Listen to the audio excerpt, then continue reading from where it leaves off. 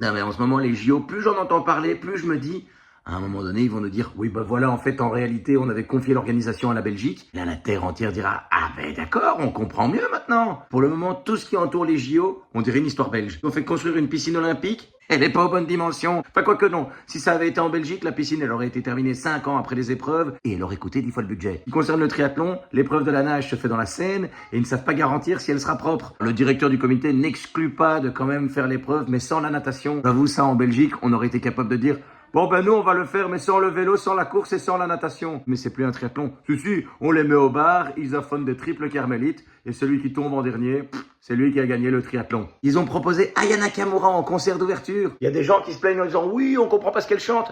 Mais parfois c'est mieux, hein. En Belgique, tu vois, je pense qu'ils auraient été capables de dire nous on va proposer le grand Jojo. On avait dit oui mais il est mort. Ouais, c'est un détail, on verra ça plus tard. Et dernièrement, il y a eu quoi? Il y a eu le rappeur Jul.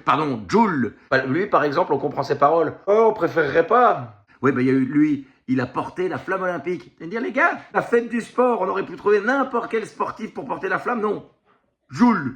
Ah, je rigole, mais je crois que nous, en Belgique, on aurait été capable de mettre Caballero et Jean Jass comme porteurs de flamme. Le problème, c'est qu'eux, ils l'auraient fumé. Quand je vous dis c'est une histoire belge, j'ai hâte de voir la suite grâce à eux. Plus besoin de créer de blagues. Alors, elle est pas belle la vie?